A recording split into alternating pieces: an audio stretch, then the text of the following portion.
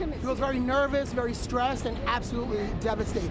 Elsa, the churro vendor at the center of this video that has gone viral, in tears Monday, just 3 days after she says she was singled out, cuffed, and shamed simply for selling handmade pastries in the subway to provide for her family. She's just trying to sell some stuff. The interaction became very aggressive and violent. Sophia Newman is the commuter who took the cell phone video, which has gotten millions of views and the attention of many who are now calling it an example of over-policing and an unnecessary crackdown on people of color. It was an intimidation tactic, it was bullying, it was harassment, and it was not okay. The video shows 4 NYPD officers handcuffing Elsa at the Broadway Junction subway station in Brooklyn Friday.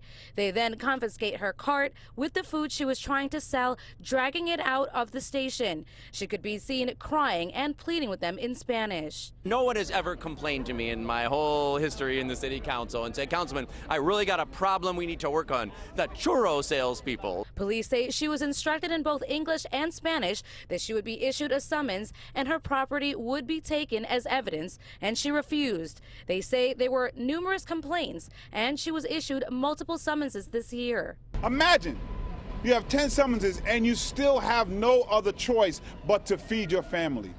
Councilman Brad Lander was at the rally in support of her outside of the Brooklyn subway station where it happened and where many called on the governor to improve bus and subway service and create more jobs for vendors instead of putting 500 new cops in the subway system.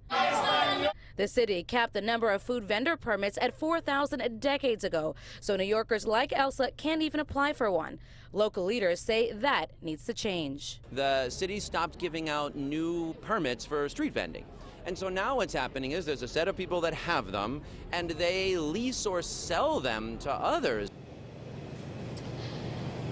And this morning, according to police, there was another vendor who was arrested at a Brooklyn subway station for selling churros. It happened at the Myrtle Avenue and Wyckoff Street subway station. Of course, we are still waiting to get more information about this from police. Now, as for Elsa, we're told by police that she was only cuffed and detained for 10 minutes before she was released.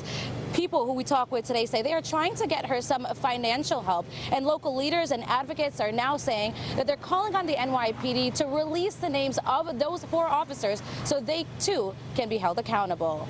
We are live in Brooklyn tonight. Jennifer Bisram, 611 News.